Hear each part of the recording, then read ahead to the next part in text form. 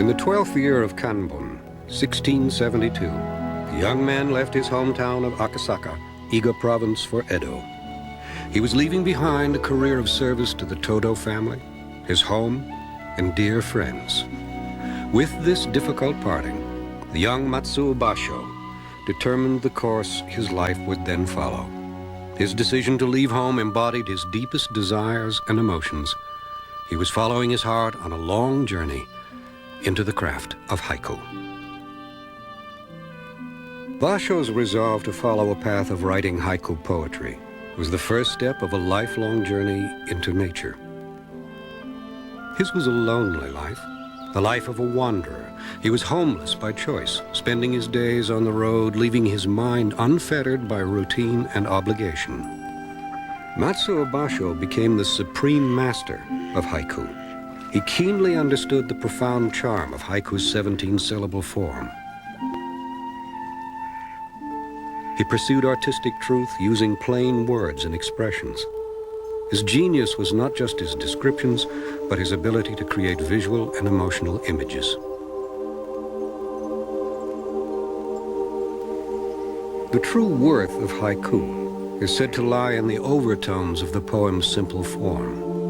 Much of the original nuance is lost in the translation from Japanese to English, yet if one stays detached from words, haiku can express the deepest of heartfelt emotions and fondest images of the imagination.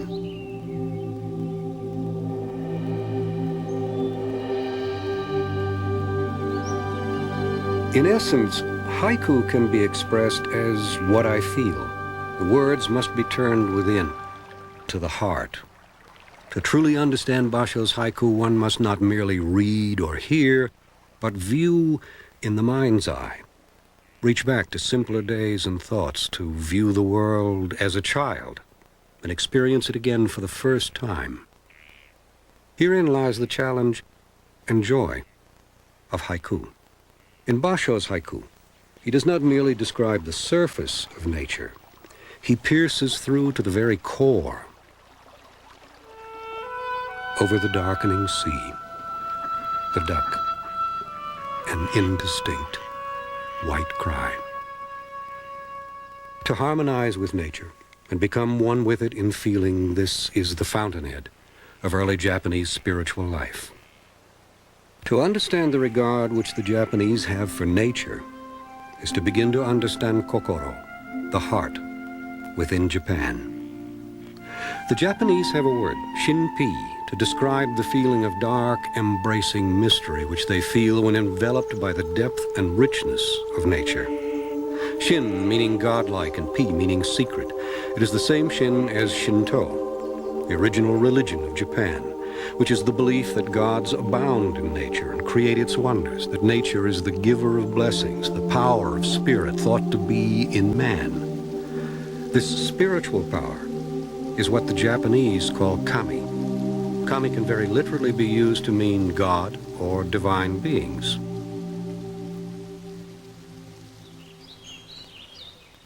Kami could be one's deceased relatives, the sun, mountains, trees, wind, rain, rocks, oceans, all other natural phenomena. All nature was believed to be one with kami.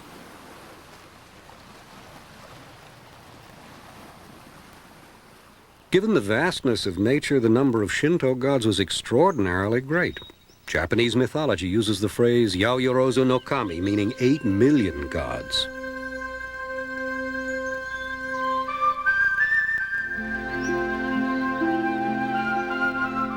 When one views autumn in Japan, it's easy to see why the people believe that each tree, each leaf, each bird of the air, each breath of wind, all possess kami, a divineness within.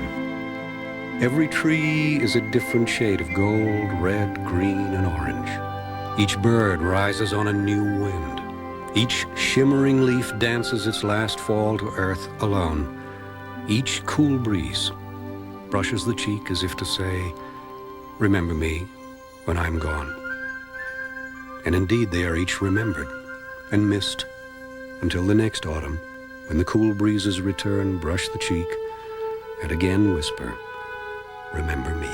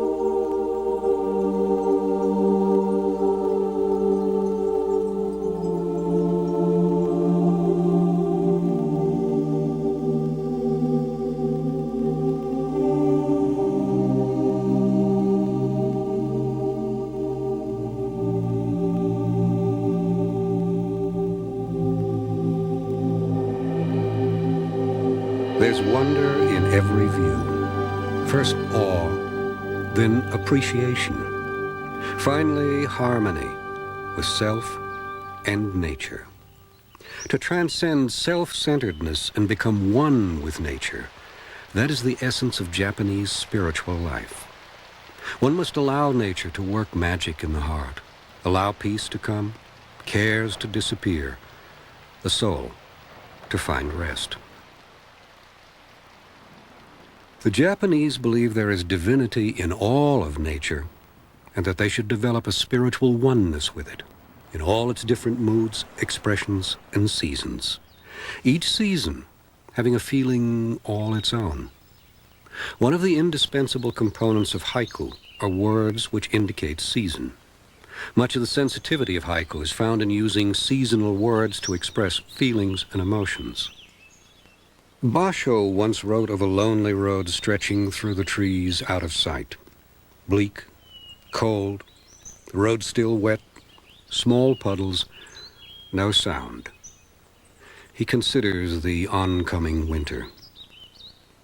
How desolate this road, without a soul, without a single shape in the autumnal twilight.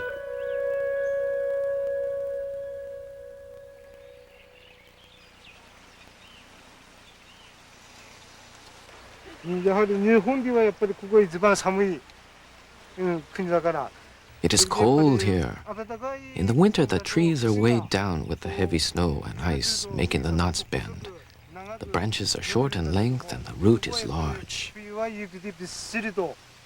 When spring comes and the climate gets warmer, the color of the leaves are very different than those that grow in the south.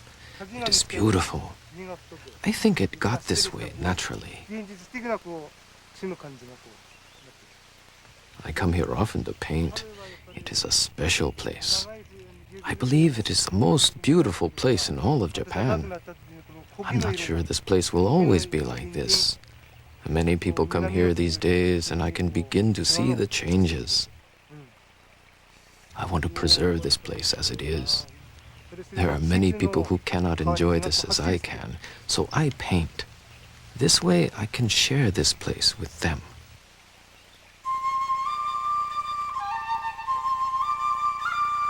The Japanese people adore nature. They celebrate it, worship it, and notice the slightest changes in flowers, trees, reflections in water. They are a visual people. For the Japanese, often a single image contains more information than a paragraph of words. This ability to visualize is said to have its roots in the skills of observation, to see detail, notice the slightest changes, to be sensitive to how elements affect one another. Nature provides the widest palette of opportunity to observe. The Japanese have learned that nature can bring emancipation from daily life, stimulating anew the artistic interest of many people. For the Japanese, to deeply experience nature, one must lose oneself in its abundance. Every new image in nature holds within it a challenge to discover the center and enter into it.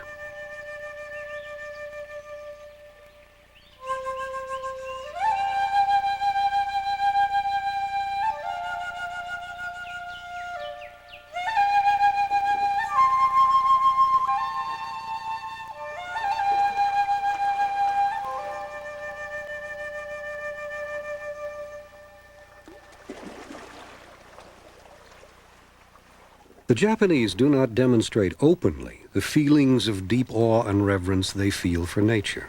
They are taught that feelings are to be kept personal, and yet feelings for nature are universally understood. The people literally believe that nature is the great benefactor, the giver of blessings. The early Japanese felt that nature was given to them as a gift from the gods, and something which gives so much, food, shelter, and beauty, deserved something in return.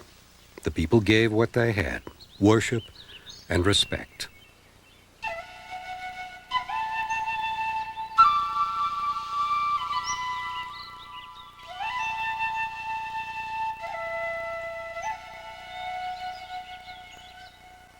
Nature did possess qualities which made it seem godlike. It was no respecter of persons, treating all men equally. Nature was pre-existent to man. All life was dependent upon it. For the ancient people, it was all-powerful, all-present, all-benevolent. The people determined that to receive blessings, they must be willing to give. They praised nature with thanks and adulation. This led to a constant awareness of nature, a desire to be one with it, not limited to sight, sound, taste, or touch, but to all the senses in total harmony of heart and mind. Nature does not become one with man, but man with nature.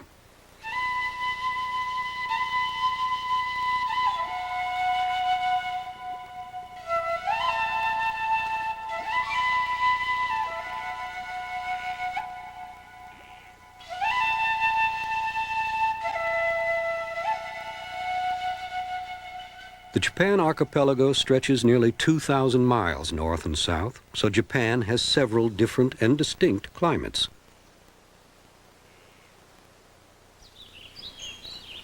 The change of season everywhere fostered among the people a keen awareness of nature and has strongly influenced everyday life and Japanese customs. The Japanese have great sensitivity toward maintaining the delicate balance of nature. This balance and harmony extends into their cuisine, gardening, worship, and art. Holidays are planned around seasonal changes.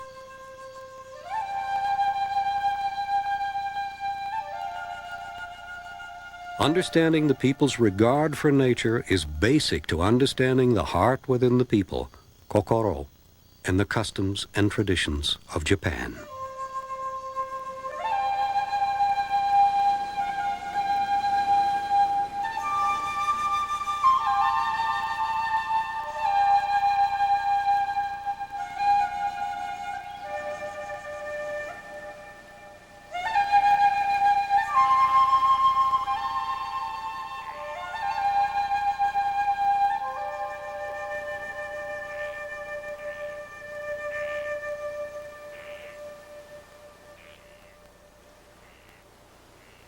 In the year 1274, a huge Mongol fleet came from the mainland to invade Japan.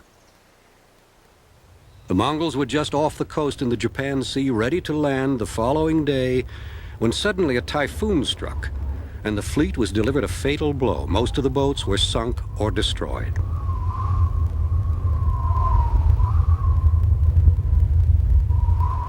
This typhoon was called kamikaze. Kami meaning divine, kaze meaning wind. The divine wind reinforced the idea that Japan was under divine protection. 7 years later, the Mongols again attempted to invade Japan and once again were destroyed by another, kamikaze, as they tried to reach the shores of Japan. In World War II, kamikaze was the name given to the suicide flight missions ordered in a last-chance desperate attempt to once again stir a divine wind on behalf of Japan. Nature, kami, and all its divine expressions are part of Kokoro, the heart within Japan. And like the mountains and the trees, the birds and the fishes, man too is part of the universe.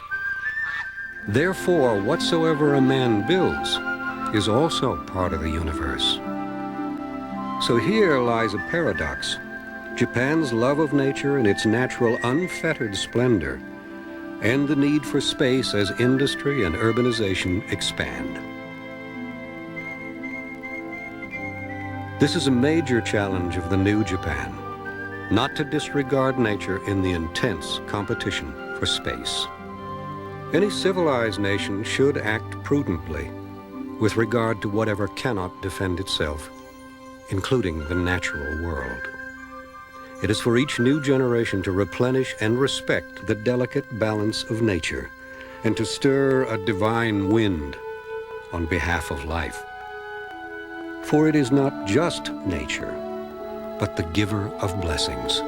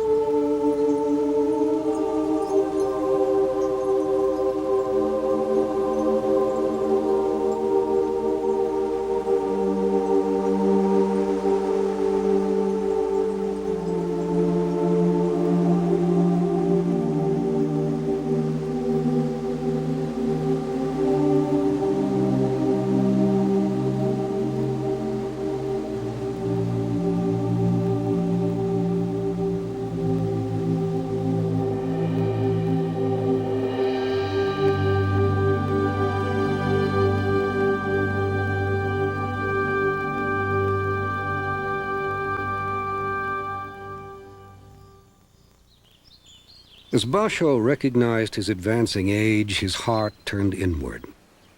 As the seasons had filled his life, so did they also seem to take it away, little by little, in this, the autumn of his life. In the first two lines of one of his final haiku, he considered the loneliness of aging, and that time and nature give life, but also take it away. He asks the unavoidable question, why? When one feels the weight of many years and looks up into the sky and finds that even the colors of nature seem to be blurred. Basho labored over the last line of this haiku. His servant Shiko, who witnessed his master's struggles, wrote, "It was as though his bowels were being torn." Basho wrote, "This autumn, why do I age? Birds in the clouds." With a few simple words, the poet committed himself to the world beyond, to boundless but familiar nature. He is relieved in the evening of life as he completed what is believed to be his death poem. Fallen sick on the journey, in dreams I run wildly over a withered field. A few days later, Basho died.